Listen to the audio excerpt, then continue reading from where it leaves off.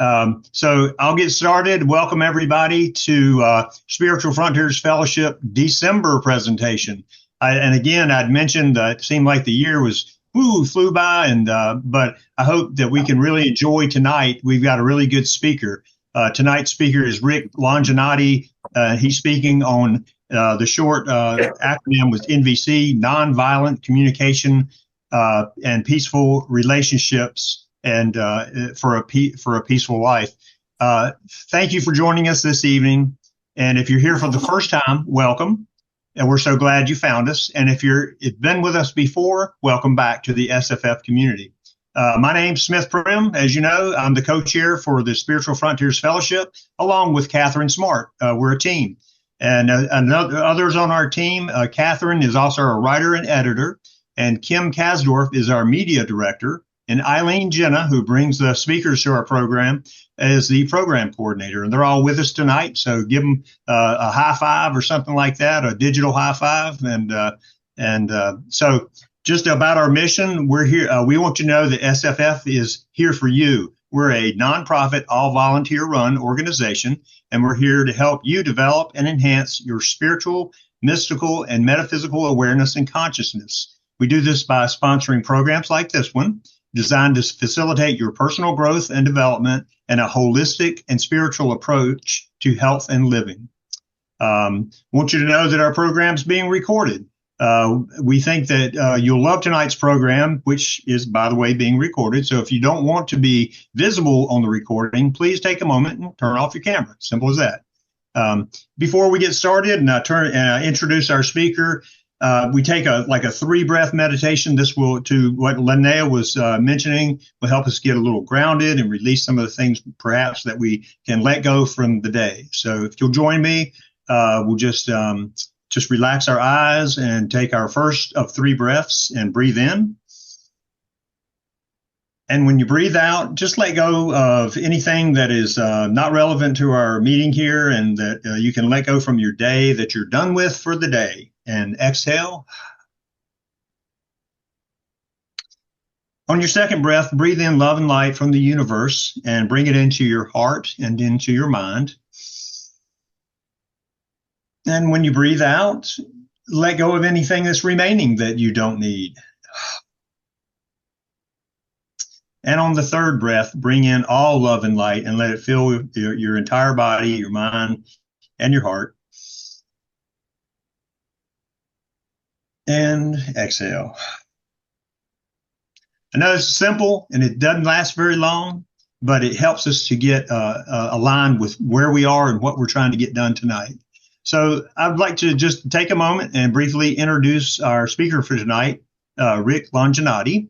He's the co-founder of Nonviolent Communication in Santa Cruz, a nonprofit offering workshop tools. He's led workshops since 2003. He's also the author of, I have to expand my window here, of a couple of books. He's the author of That Loving Feeling, A Couple's Guide to Transform Hurt and Criticism into Kindness and Gratitude, and Advocate for a Peaceful U.S. Foreign Policies. Did I get that right, Rick? Yeah, one book.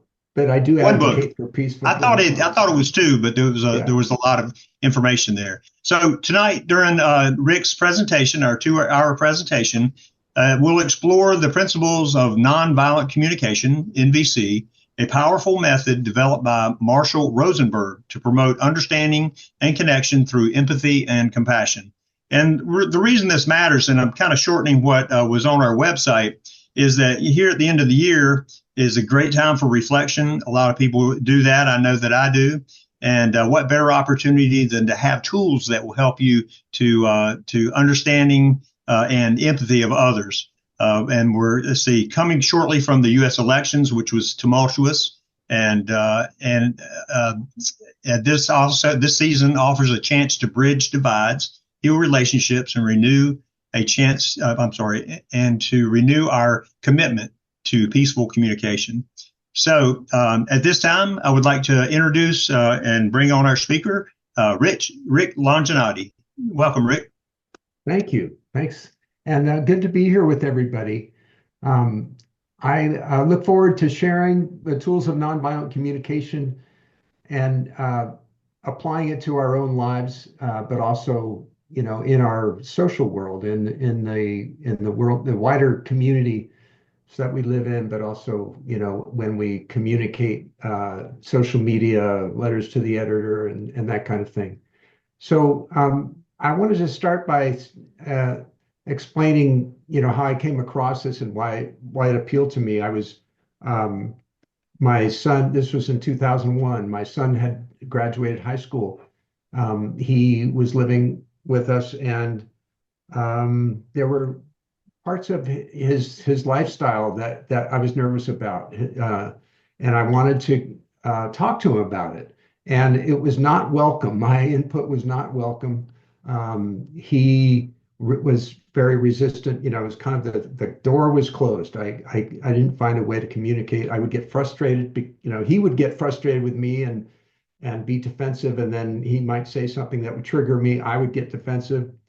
It just wasn't great. I would pass the baton to my wife often to, why don't you try talking to him? Because it seemed like we would just butt heads.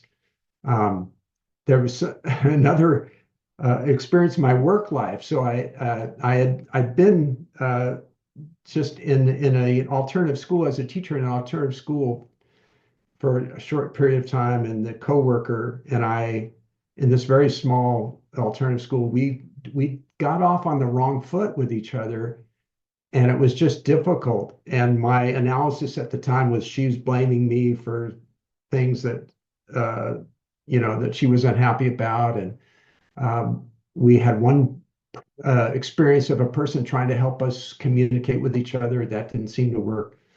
So it was in this context that I went to see Marshall Rosenberg, and I knew right away that, first of all, that it fit with my values, the idea of listening with compassion, of trying to speak in a way that would not trigger somebody's defensiveness. I was all on board with that. I just didn't realize the things that I was doing that wasn't consistent with that. So I heard things right at that first workshop that I knew I could employ, and I kept studying. And then I ended up going back to school to become a marriage and family therapist. But to this day, um, I uh, I practice it, at home with my wife. Is that's my biggest growth area still, because I find I might still get defensive about things that she might say, and so now I look at those as learning opportunities. Why did I get defensive? What am I defending against? I'm defending against the idea that I'm in the wrong somehow, or that I've been inconsiderate. Um, and I find that self-talk that I'm defending against, yeah, maybe it's because the self-talk is maybe you are inconsiderate, maybe you are in the wrong, and I find that sort of deep, it goes back way deep into childhood when you were always taught when you were in the wrong.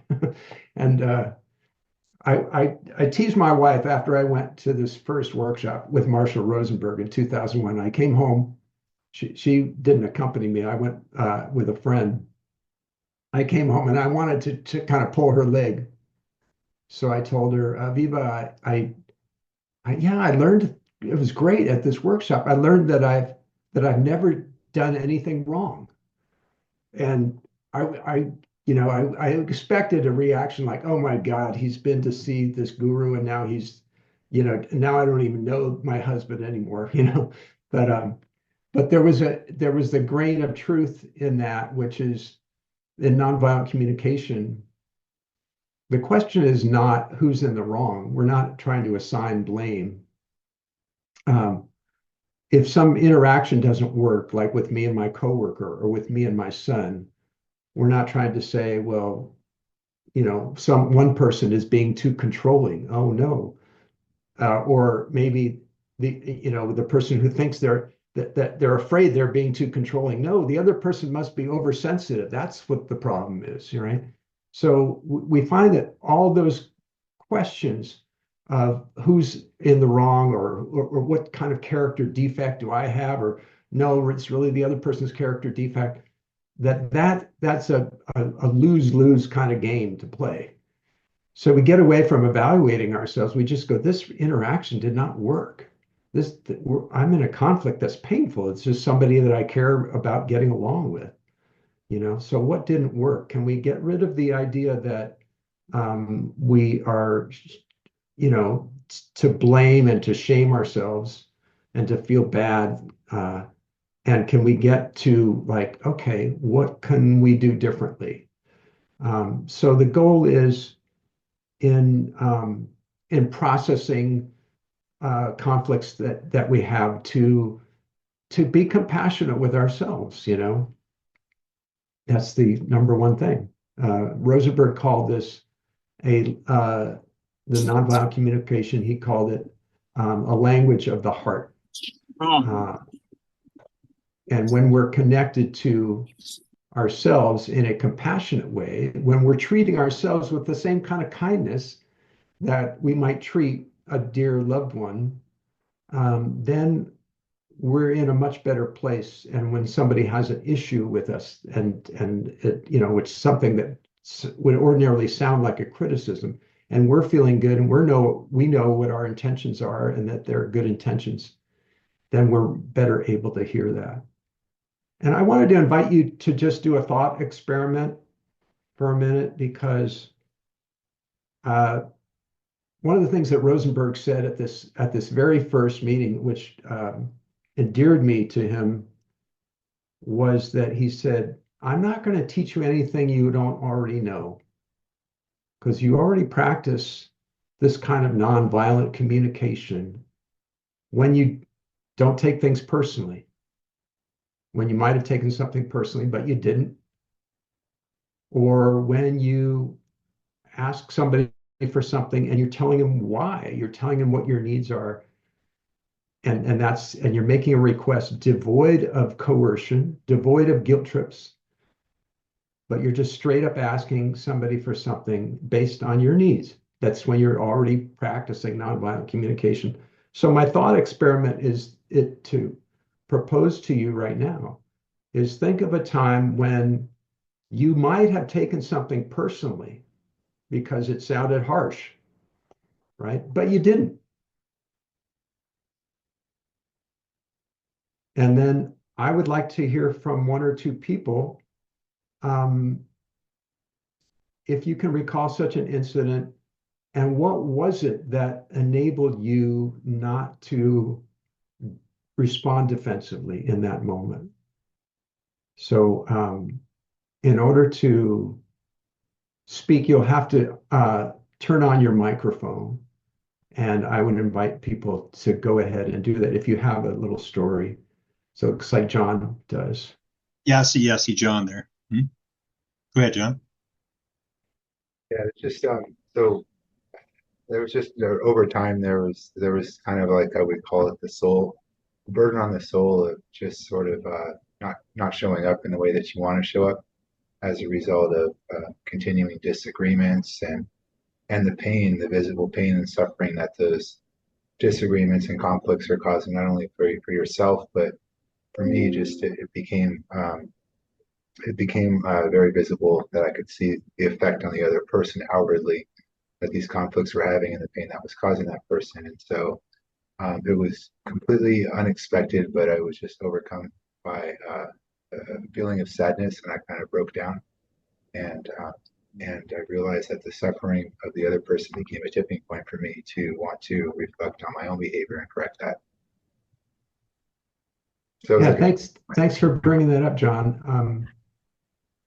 I want to comment on what you just said, because I think there's something really important there, that you were overcome by a feeling of sadness. And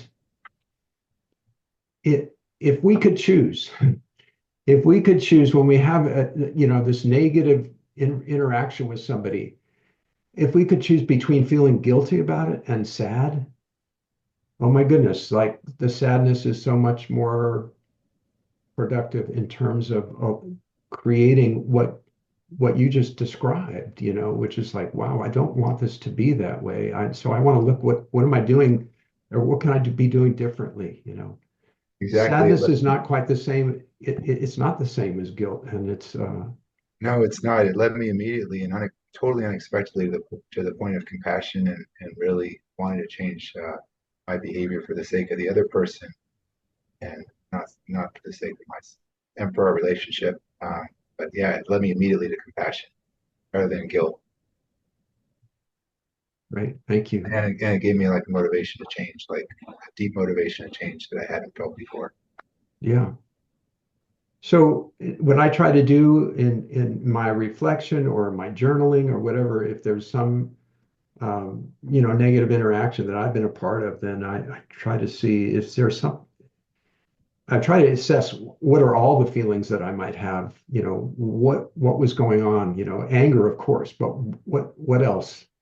Was I feeling ashamed because I was defending against the idea that I was inadequate in some way? Okay, so yes, shame. But I always ask, is there any sadness here at all? Because in my survey of what my emotional state is, I might overlook that. But if there is sadness there, chances are it has to do with, oh, I care about this relationship, and that's what I'm missing. Yes, In thank my you. relationship with my son, back in the day, my son used to have the chore of doing the dishes, washing dishes after dinner, right? And a lot of the times he made a kind of good experience out of it. He'd bring the radio, and he put his tunes on, and but a number of times, like he wouldn't do the dishes right away after dinner. It would be like 10:30 at night. He hadn't done the dishes. Sometimes, I'd wake up the next day, he hadn't done it. So one night that um, one night that it was late, and so I knocked on his door and I said, "Hey, what's up with this? You haven't done them yet." And he says something back to me, and I said, "When are you going to man up and do the dishes without me telling you? Okay, when are you going to man up?" So that was deliberately using shame to try to get him to do the dishes. But when I thought about it later, after kind of being exposed to nonviolent communication, then I'm thinking to myself, I was trading my relationship for getting the dishes done. And that's what happens when we use shame in our relationships. um, so uh, so I'm saying, okay, Catherine's saying a lot of people don't know much about NVC, what it is. Okay, so I'm trying to describe right now kind of the spirit of it, but we're going to get into a more detail about how actually to use it. So I think next that I want to talk about the obstacles to compassion. So for me, the assumption of nonviolent communication is that we all are filled with compassion, that that's our true nature. But we certainly know that we're not always experiencing compassion of others or experiencing ourselves as being compassionate. So then the question is, what are the obstacles? If you think of the metaphor of the sun, radiating and radiating its light and warmth, what are the clouds that are getting in the way of the sun? That can we identify what that is so that we can see the sun? So for me, you can ask yourself this question. For me, it's when I'm afraid my needs won't get met. If I'm having an argument with my wife and I'm afraid, oh, she's going to win the argument, her emotional reaction is going to trump mine, and I'm losing here. So then when my voice starts to get raised, and I get more emphatic because I'm afraid that I'm going to lose something. So that's a fear that if I notice that, and often I won't even notice it until afterwards. And, I do some journaling about it and then I can do some repair work. But if I am able to catch myself, I can remind myself, oh, you're afraid your needs aren't going to get met. What are your needs in this situation? And are you just attached to a strategy to meet a need? Or is this a fundamental need that's not being met? And we'll get into examples about that, but that's one distinction that is really helpful to me. There could be many strategies to meet a need. And if I get attached to just one, then that's a recipe for a conflict. So another obstacle to compassion might be taking offense, because our inner critic is agreeing with whatever outside message that we're getting. So if my wife says something that might be critical to me, then if it's agreeing with what my inner critic is saying about me, that's when I get defensive. If somebody said to me back when I was an electrician, I was an electrician for 20 years, and if somebody said, "Well, I don't think you're a good electrician," and I'm like, that would make no sense to me. I knew I was a good electrician. That was beyond question. If somebody said to me now, like, "Well, you're not a very good therapist," then I'd be like, what did I do wrong? How did I fail?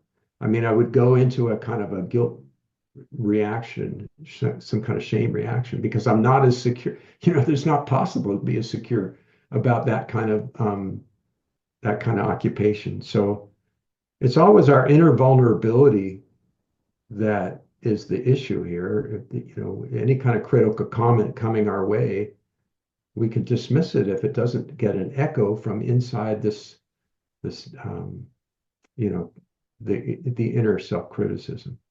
So I want to ask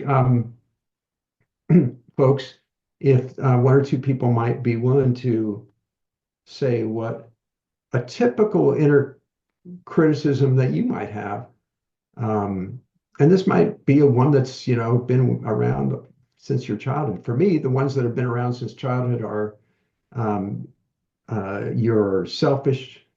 That was a word that was floating around, and the modern version of it is the more updated version of it is you're inconsiderate. And so that one's that I still think about myself.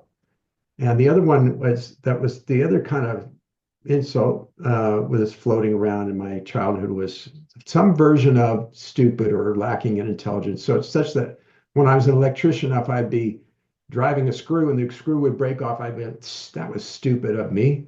Like I would blame myself and like stupid move.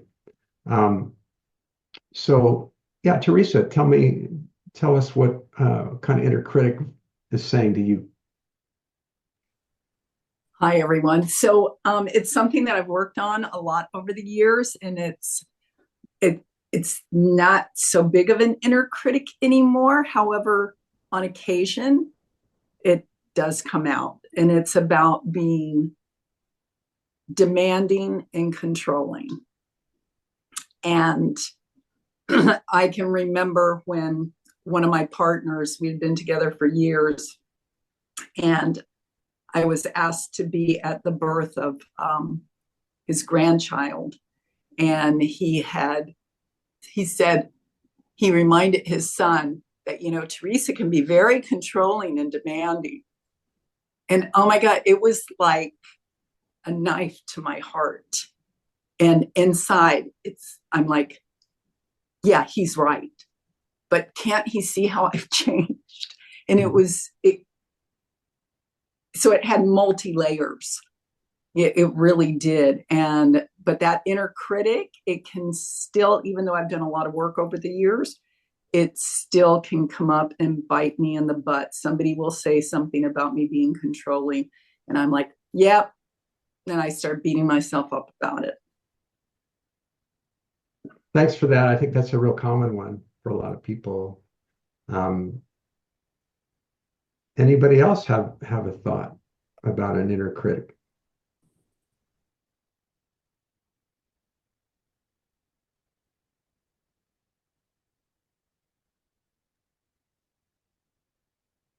Yeah, John? Just that you're not good enough, you know, the voice of my dad, whether it's explicit or implicit. So any trigger that I'm not doing enough or I'm not good enough really creates a trigger point for me where I get very defensive, upset sometimes. So the message is I'm not doing enough. Right. Does that? Yeah, when you're giving all you can and it's still not Mhm. enough, and that's like pretty upsetting, you know. It's sort of like I'm falling short in spite of trying to do my best. It goes back to childhood for me, sure. Yeah, great. Thank you. Linnea, Mine is not being perfect.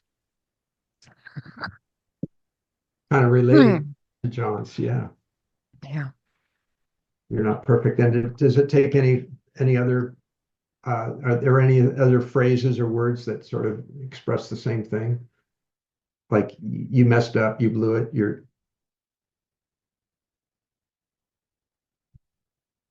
Any of those would work. Yeah. yeah, Certainly something that I've worked on a lot over the years. Oh, there, speaking of which, not perfect. I d didn't take the ringer off my phone.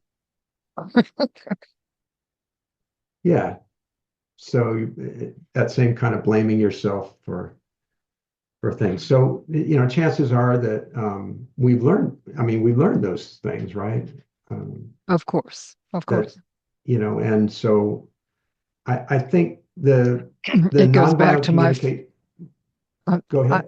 it goes back to my father picking up my report card when I was quite young. And I had all A's, but I had one B in conduct, I believe. And he looked at my report card and he said, "What the hell is this B doing here?"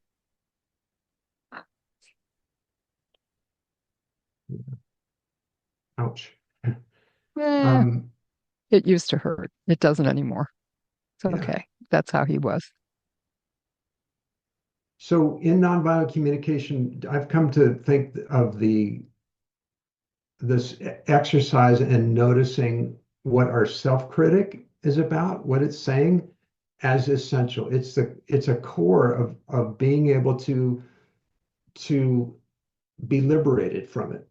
If we don't know what that voice in the back of our head is saying, it's going to dominate and control us. We're going to be, defensive and not quite know why. But if we're noticing it, and so it's part of my practice to, in journaling, whatnot, to write down, what are those self-critical messages so that I can counteract them. So let's take them these one at a time, like controlling. And I want to say that, we use here's a puppet that, can you see this? Yeah. So this is the jackal that Marshall Rosenberg used to represent the negative thinking, so in this case, what's going on inside your head, the jackal is saying, you're being too controlling.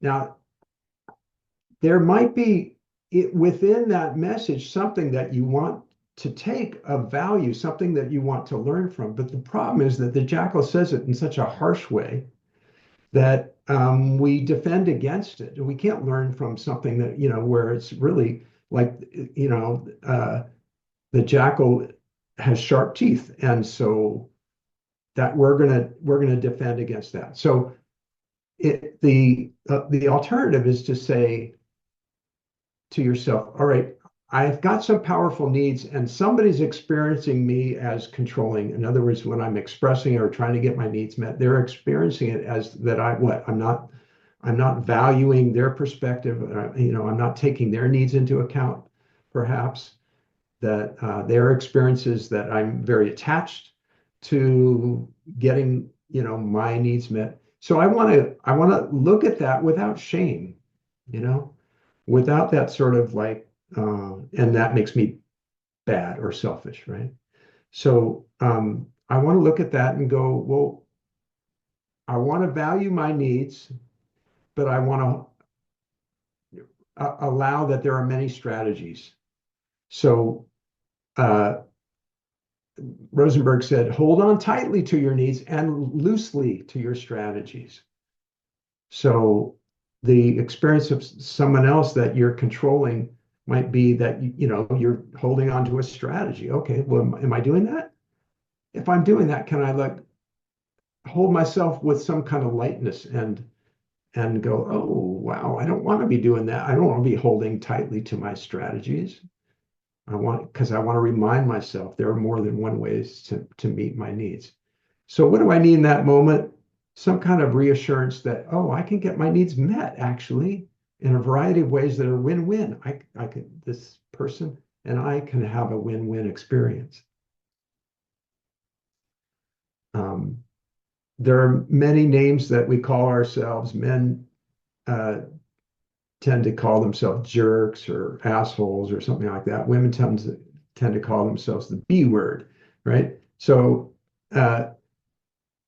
when you notice that you're taking that on to when that's at the root of what you're telling yourself, you want to remind yourself, no, there's no such thing. There's maybe a person that is trying to get their needs met in a way that other people are finding difficult. Right. I said this to a guy in the county jail. He was saying to me, one of the counselors said that I was controlling. And I said, oh, so she was trying to tell you that you were trying to get your needs met in a way that she didn't like? And he goes, yeah, I like that.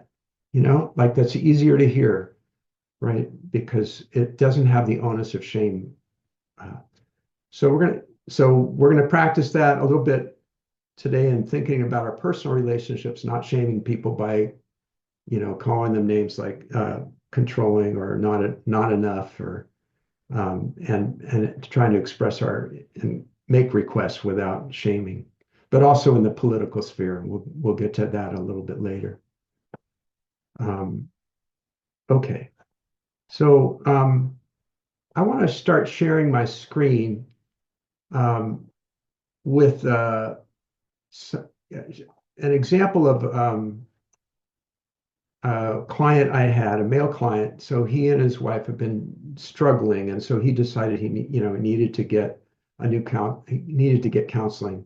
And so let's see. This was an interaction that they had. So he was describing to me, and I was trying to help him sort of redo this interaction.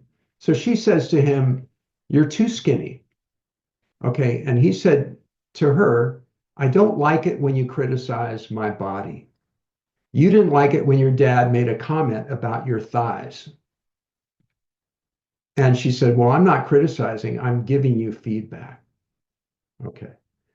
So that was sort of predictable that she might have that response, because he didn't use an observation. In the nonviolent communication, the very first thing we try to do when we're trying to express ourselves and make a request is we talk about the context, without a judgment mixed in. So instead of saying, "I don't like it when you criticize my body," you say, "I don't like it when you comment on my body." And they both the guy and his wife would agree. She made the comment, so there's no argument there.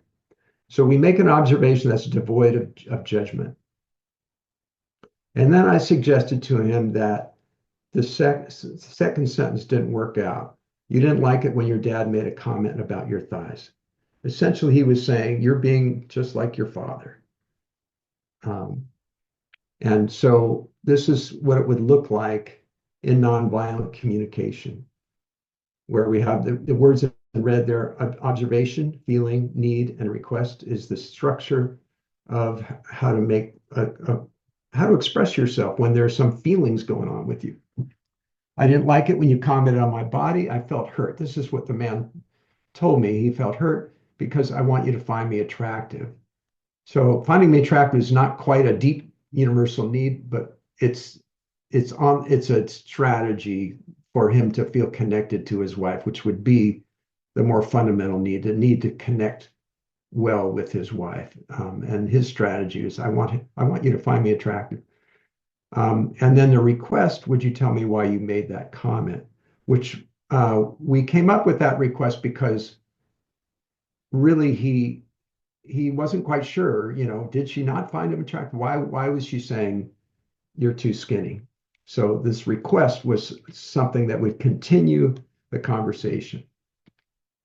So in nonviolent communication, along with many other communication tools, uses I statements instead of a you statement. Instead of saying you hurt my feelings, you would say I felt hurt. And of course, this is fundamental. This is taking responsibility for your own emotional reaction. If you tell somebody you hurt my feelings and they had no intention of saying anything that would hurt your feelings, then that sets off some defensiveness in them. So if you own your own reaction, saying, you know what, when you said that, I hurt, I got hurt. It gives that person a little space. It gives them enough space to go like, okay, you had that reaction and I'm over here and I know that I didn't intend to hurt you. So we can continue to talk about what happened rather than try to defend right off the bat. So here's a question, folks. Why do you think that this man would resort to bringing up the painful memory of her father commenting on her thighs? And if you could use, well, let's see, I'm going to stop because you might not be able to reach your raised hand button. So the question for you all is, why would he say that, John, looking for empathy? Yeah. Anybody else want to say more about that? Yes, Wendy? I was just going to say, he wants her to feel what he was feeling. Yeah. Like he was hurt and he wants her to feel that same hurt so that she understands. Yeah. So how do you feel about that as a strategy, trying to get her to feel hurt too? Probably not good. Not effective, maybe. Yeah. It's kind of amazing though, but it's so widespread, right? I mean, that's just it's almost like we all went to the school of retaliation. We feel bad and we want others to feel bad too. And that's Rosenberg used the word tragedy, and what he meant, he was calling violence or any kind of sort of harm that would be, he called it a tragic expression of an unmet need. So in this case, the man wants empathy, as John pointed out. He wants her to empathize with him, and yet he uses a strategy that is more likely to provoke an angry reaction. Okay, I'm going to share some more.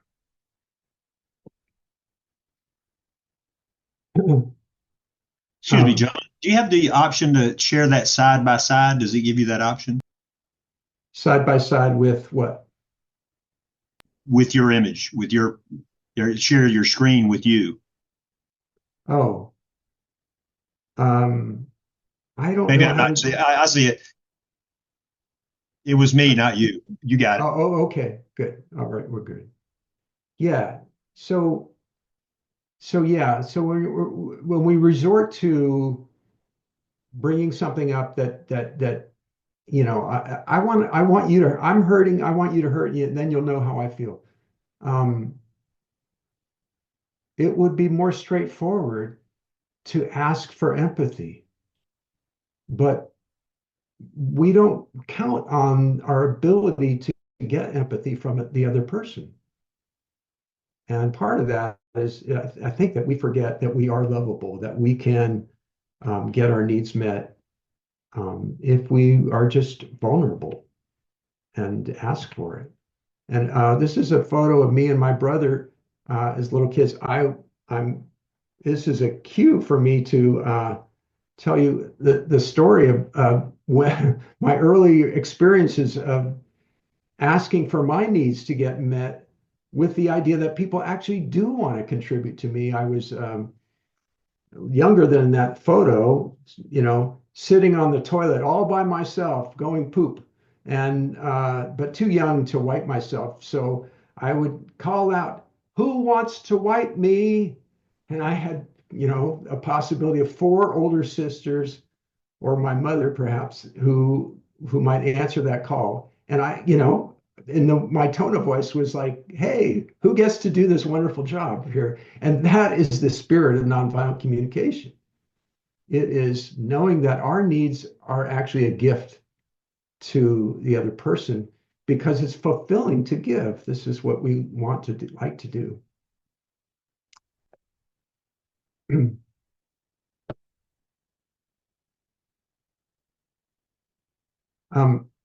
So the example I was using was a kind of fairness argument. The man who was saying to his wife, "Well, you don't like it when your father comments on your thighs, so therefore you shouldn't do that to me." So that's a fairness argument, and the word "should" is often used in fairness arguments, and the we call it a demand.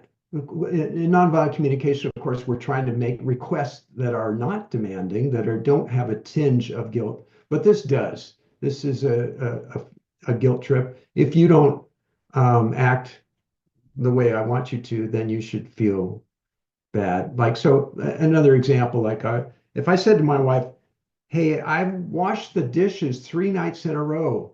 It's your turn." I'm resorting to fairness, right? If she doesn't agree to wash the dishes, how should she feel? How have I set it up so that she should feel guilty, right? So there are fairnesses of moral standard. There's others, appropriate, sensible, so forth. When we resort to moral standards, we're acting out our own training. We were educated to think that our needs wouldn't get met if we didn't do this kind of manipulation.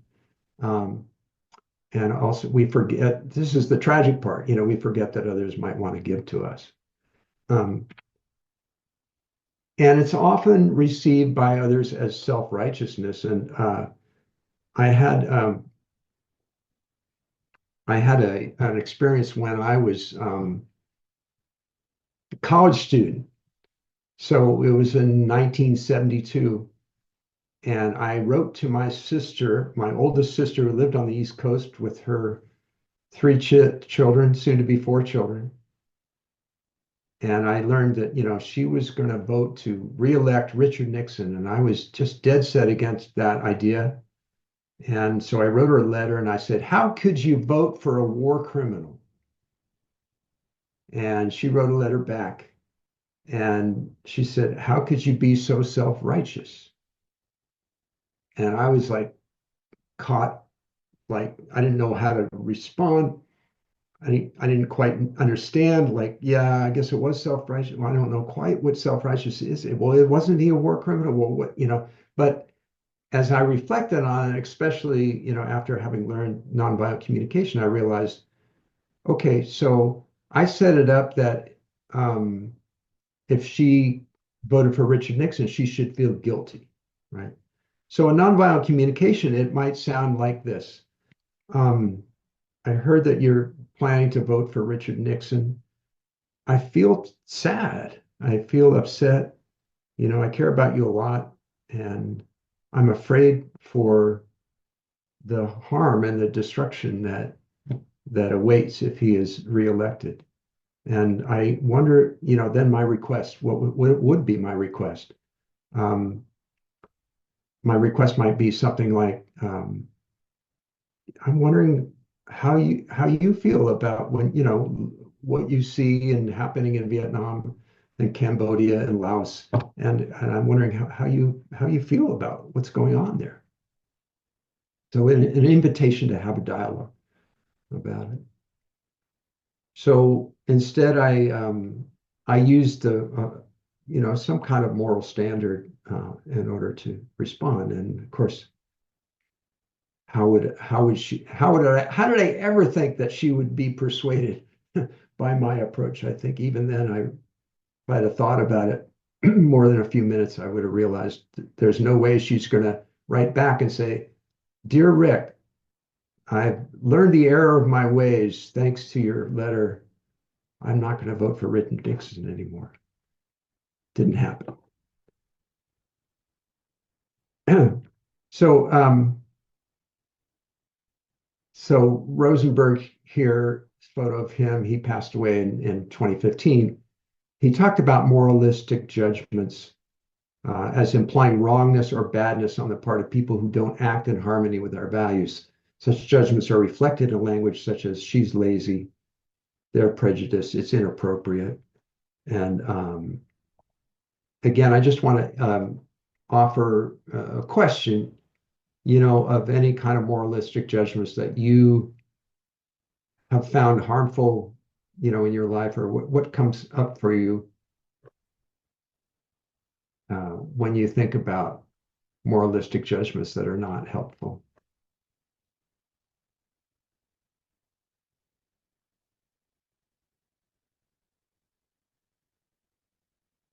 So John, go ahead. The election comment or example you gave is a timely one, and because it's so polarizing right now, where people's views are in this country, and we just had a recent election. So just to give an example of where I kind of learned my lesson, the first time one of the candidates that was elected this time around ran for office last time, I used my Facebook page as sort of like a moralistic pedestal to try to sway public opinion in favor of not electing that person. And I found it did no good. It did more harm than good. I mean, it satisfied me in the sense of, reinforcing my biases from my like-minded cast of supporters that liked my comments and stuff. But I just realized I think it alienated me a lot more than it did connecting me to people in general. And so, yeah, can I ask you, John, like what kinds of statements do you now regret saying or said that they didn't work? I regret like really harsh judgments about the person's character. Mhm. With supporting examples, I used to share articles and add my comments almost like I was superior to other people because I was seeing things that they didn't, and I was trying to wake people up.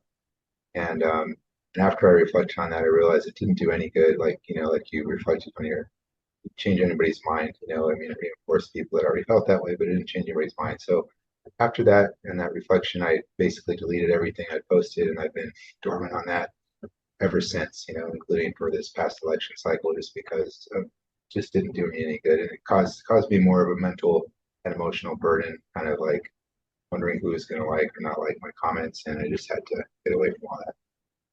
Yeah, thank you. I wonder if folks would put in the chat just the kinds of words that are sort of moralistic that you might want to avoid in a post on social media or letter to the editor or conversation with a family at Thanksgiving or whatever. What, words like, well, that's reprehensible, or okay, stupid. Yeah.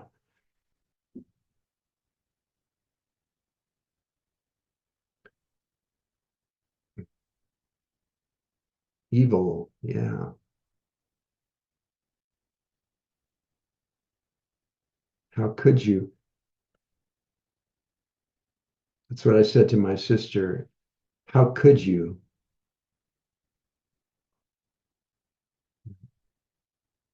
Naive. Yeah. Yeah, thanks, folks. So I know with myself that that my anger gets triggered as kind of the first thing. If I witness something that seems like an injustice, then the anger comes up. So it's a process, and if I'm writing something in a response, then it's easier to sort of look at it and then try to pick, whoa, I'm using one of those judgmental words, and then I realize, no, I need more processing about this.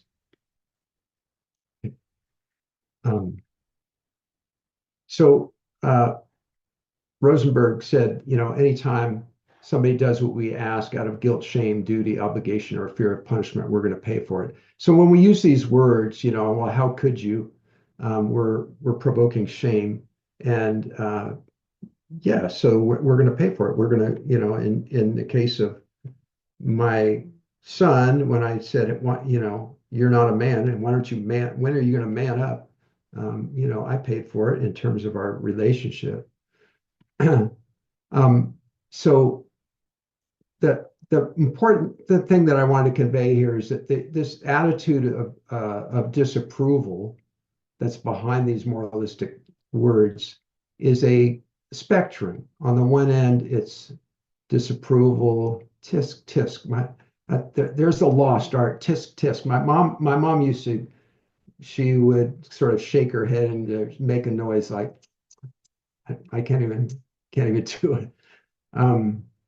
But on the other end of the spectrum is contempt. And the dictionary definition of contempt is a feeling or attitude of regarding someone or something as inferior, base, or worthless.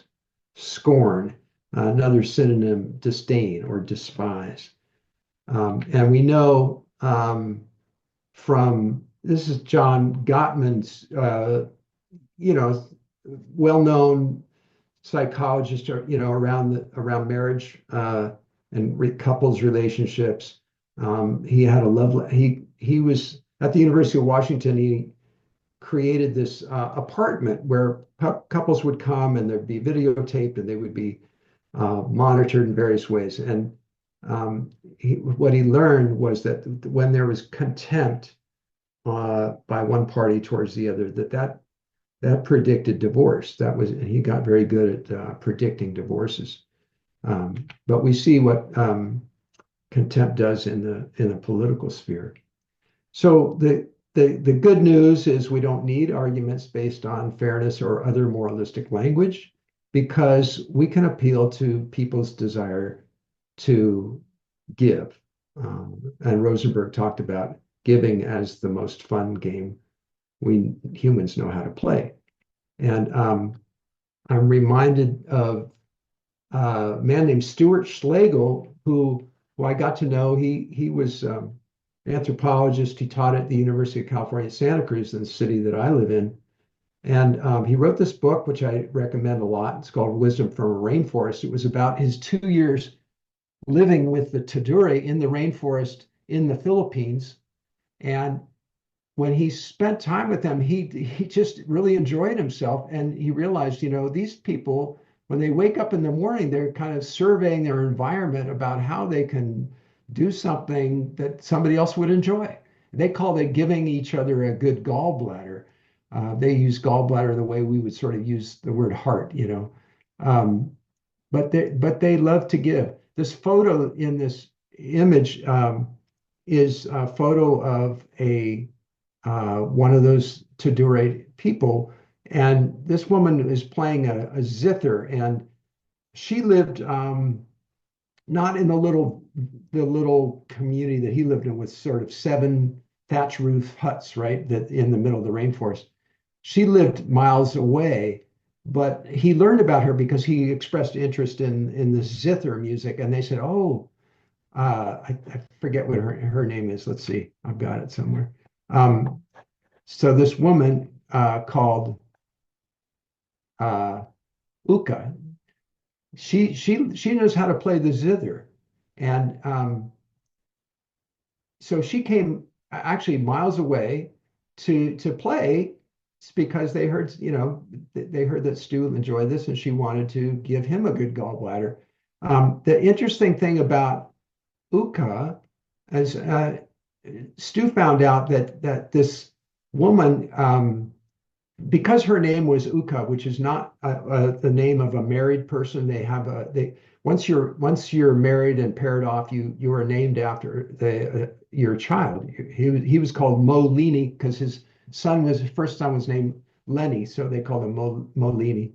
But so he realized that she didn't have children, so he asked about that, and the reply from his Tidore friend was, "Oh, no, she's a one who became a woman," which is in their language, menta fuale libun, one who had become a woman. So Stu said, "Oh, so she's really a man?" And no, his friend said, "No, she's a genuine woman." And his word for genuine was tentu, which means real or actual. I'm reading this from his book. So Stu was confused, and he asked, "Well, when she was born, was she a boy or a girl?" And when he replied, when his friend replied, Stu detected a little incredulity that he could be so dense, right? She was born a boy, Molini. Don't you remember? I just said she was one who became a woman. And so, so Stu doesn't get this, right? So he goes, "You mean she's really a man, like dressed like a woman?" And his friend said, he was like in disbelief. "Can't you understand? She's really a woman. She's one who became a woman." So Stu says his final thing that he thought would clear up all this confusion. "Well, do you mean she has a penis?" "Of course she has a penis. She is one who became a woman." Uh, so yeah, I thought it interesting in our era where there's, especially in the last political election, there's so much drama around the issue of transgendering, that these people who were Stone Age people were doing the transgendering thing. So I talked about the obstacles to generosity being the Jackal show, and I just want to show a tool for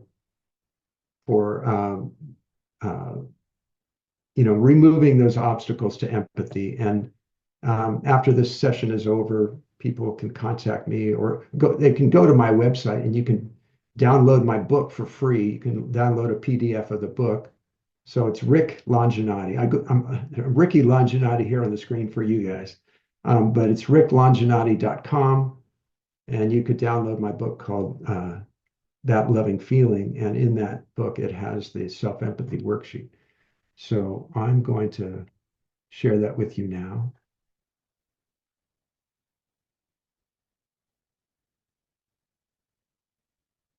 Okay, and I'm just going to quickly kind of go through this using an example from my own life. And this is how to, like I said, remove those obstacles. So process the anger you might feel, shame, sadness, whatever. So I'm going to use an example. Like my wife says to me, we're gonna have a difficult conversation with our daughter, and my wife says to me, "Let me do the talking." So I have a reaction to that, and I'm tempted to put in this number one statement, what did the person say or do that triggered my reaction? What I'm tempted to do is to write down, well, my wife shut me down, or my wife was being controlling, wouldn't let me talk. But that's not an observation. That's a judgment about what happened. So I want to just put, she said, let me do the talking. And this is a valuable exercise. If we can get ourselves out of the judgment place for a moment so we can just describe what happened, that in itself is a wonderful exercise, because so much is about our interpretation. Now, number two, this is where I get to do the judgment. So yeah, she's being controlling. Okay. Number three, what are my judgments about myself? And this is what I mentioned is so important to really figure this out, because I don't want these judgments of myself to control me. And my judgment is I've been blowing it with my daughter. And so my wife is right. I should keep my mouth shut. I'm not good at communicating. Okay. So what are all the feelings that I can detect? So I know that I'm feeling anger, so I'm going to go on to the next one. Yeah, I'm feeling some shame because I just discovered that thought. I'm blowing it. I'm inadequate. I'm not good at communicating. So shame's big time. Anything else? As I mentioned, I want to ask myself if there's sadness. Um, yes, sad that I in the past uh, regretting, said things that I regret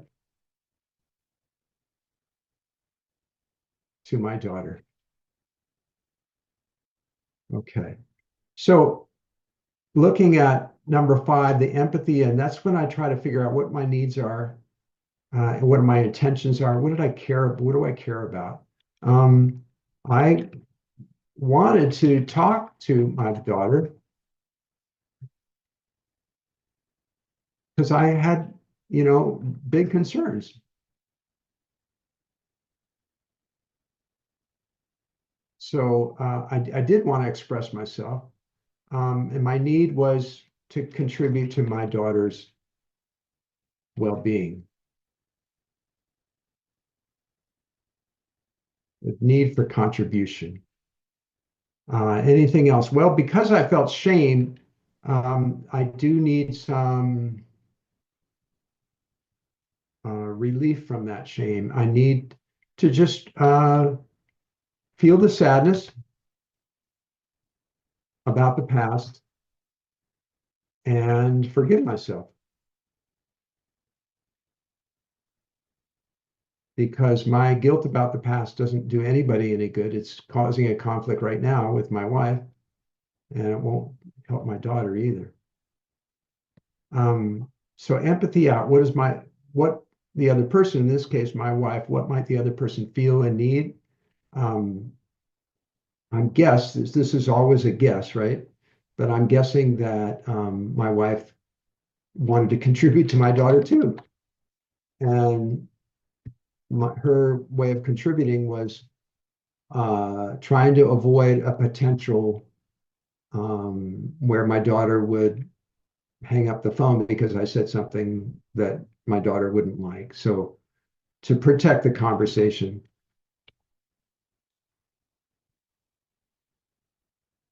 from a disconnect.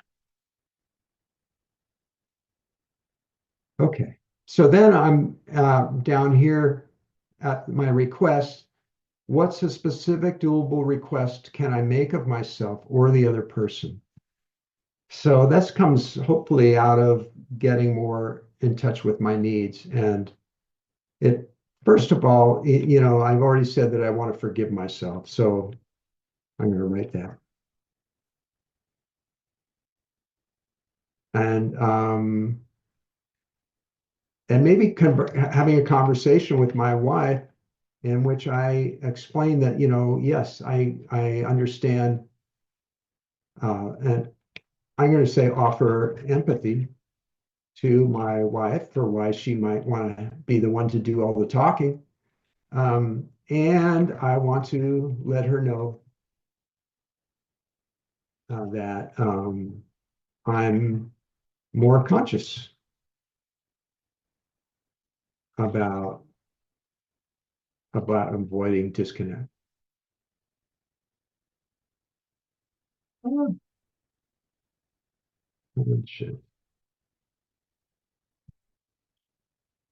Avoiding a disconnect. Okay.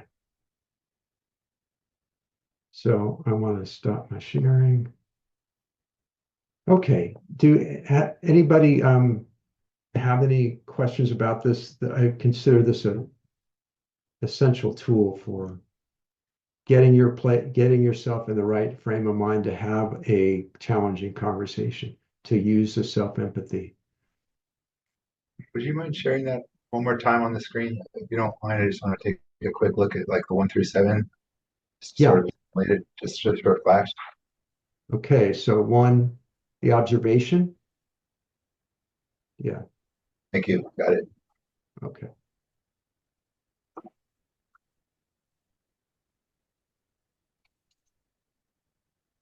So as the way I understand the program here is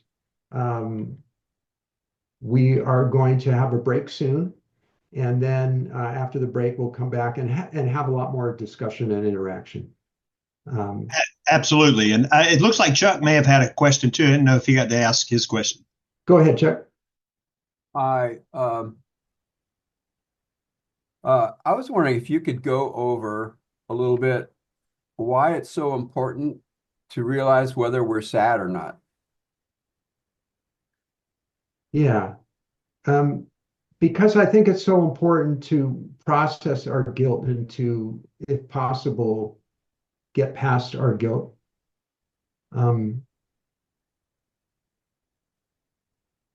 I was counseling with a woman who feels really bad about her adult child, her adult children in general, and one in particular who doesn't even want to set foot in the town where he grew up. And when he heard that, she was just felt utterly guilty, and she said, "I can't forgive myself for what happened." He was removed by CPS on one occasion. She abused alcohol, and one of the biggest, hardest things was her husband was physically abusive of her. So she can't forgive herself. And I reminded her of the ancient wisdom traditions that, make forgiveness so fundamental to human growth, that, and it's always the same thing. Why can we forgive ourselves? Because we didn't know what we were doing, So if we knew what we were doing when we did that regrettable thing, then we wouldn't have done it, right? If we knew better, we wouldn't have done it. So I said, your heart was always there for your son. Your love was just always there. It was a situation that you didn't see clearly how to change. So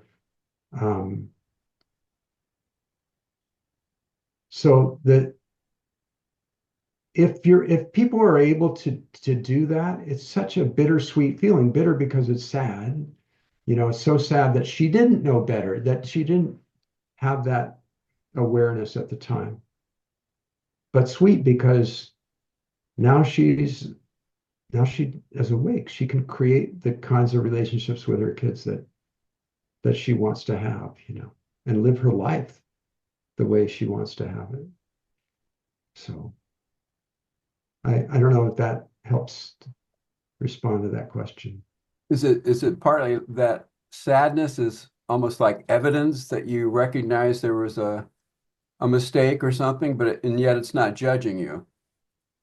Yeah, I like the way you said that. It's sort of evidence that you're moving through the process towards self-forgiveness, because it's guilt. Guilt is so hard to deal with that we avoid it at all costs. I mean, there's just like we just don't want to look at our behavior, and because it's. I mean, if you feel ashamed enough, you want to just die. So yeah, the process of like letting go of the guilt and then just seeing, wow, that was just tragic. Because I really wanted, in her case, I really wanted to be the kind of mom that he would, where he, of course, not get removed from my home, and yeah. Sadness is also not judging. It doesn't seem like it's judging. It's just a raw recognition. Yeah. Things are not the way I'd like them to be. Yeah, it doesn't have that negative attitudinal judgment, right, the contempt, okay. Right? Right. Yeah. Okay. So that's a good starting point to more positive results. Yeah. Okay. Thank you. You're welcome. Smith. You want to turn on your microphone? Yes, I did have my hand up. I was trying to find my unmute. So I liked what I heard about some of the replies what I was of what you were giving in terms of nonviolent communication, and it reminded me of many situations. But one of the things that it reminded me of is how I might be trying to project what I want the other person to feel if I try to project on them, say, don't you think that that guy is a criminal? Like, yeah, I've judged them and want them to be judging them as well, right? I want them to think like I do, and so I project that on them. Whereas, and finding a better way to say that, and what the reason I use that, and maybe another situation where there's people in your environment that you have to communicate with, but that are very difficult to deal with, because every time you ask a question about anything, it is almost like they were being attacked in their attack, about, if you ask about how the day is, well, then you get this whole barrage of stuff and you're like, whoa, I didn't expect all that. And so my question was, do you have as a tool or an approach to engaging with a person about a topic that might be a delicate topic, that might have some fuse to it or some explosive reaction, how you can evaluate how you're going to ask the question? Or is there a 1, 2, 3? Is like, how do I evaluate what I'm getting, how I feel? Not that I'm trying to change them, but how I feel, and how can I ask a question that will get a useful answer? Yeah. Well, I mean, in the first place, when you said that, that there's sort of this natural urge to try to recruit somebody to see your point of view, like, isn't that person terrible, right?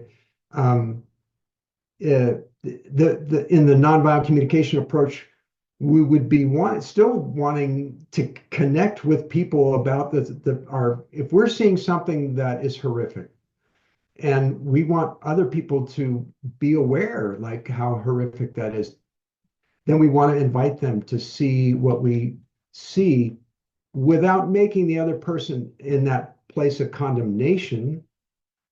So the word condemn doesn't get into, or reprehensible, or isn't that person terrible, isn't what is happening terrible, right? So, or I feel, and the way to do that is through the steps, the observation, what's happening right now in the Gaza Strip. I feel so much anguish about it. I feel incredibly sad, and that it wouldn't be happening without support from the United States weapons. And then the request, I'm wondering, are you affected by that? Are you affected by what you see? So the invitation is to a dialogue.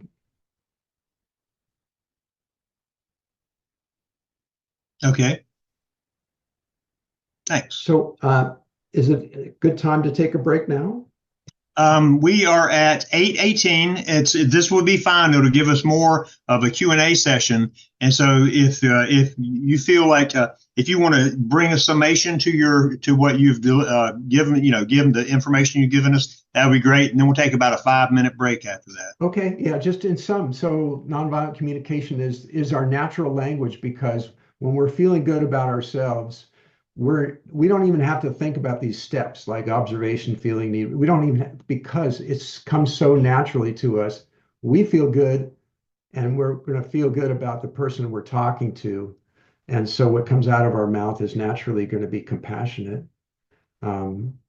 It's a fundamental positive view of humanity, and that we're all in this together in some kind of kinship sort of way. So when we're talking to somebody, even a stranger, they are kin in some sense.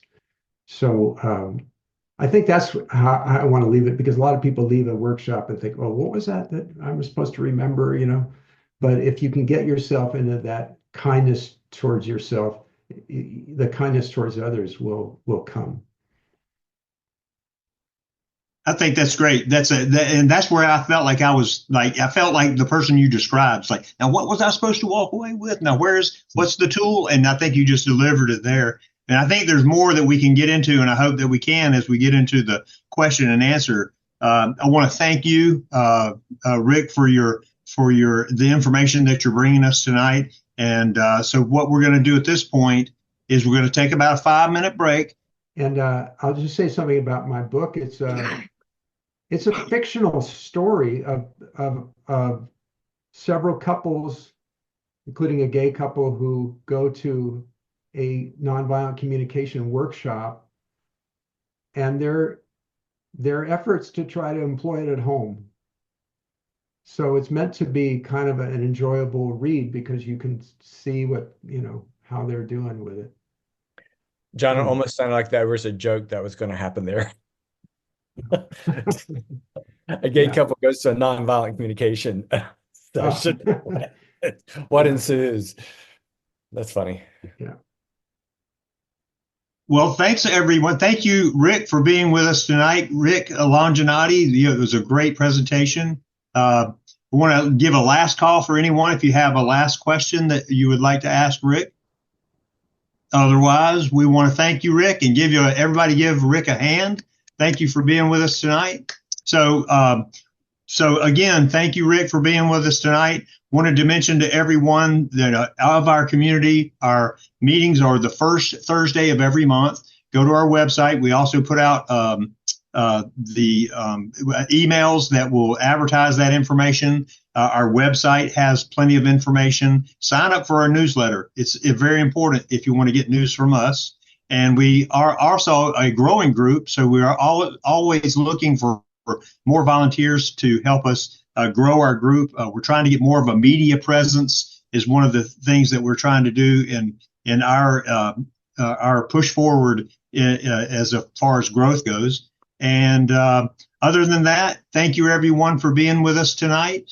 Hope you have a great evening and hope that you can incorporate some of the NVC tools in your life. Thanks, Rick. Yeah, good night, everybody.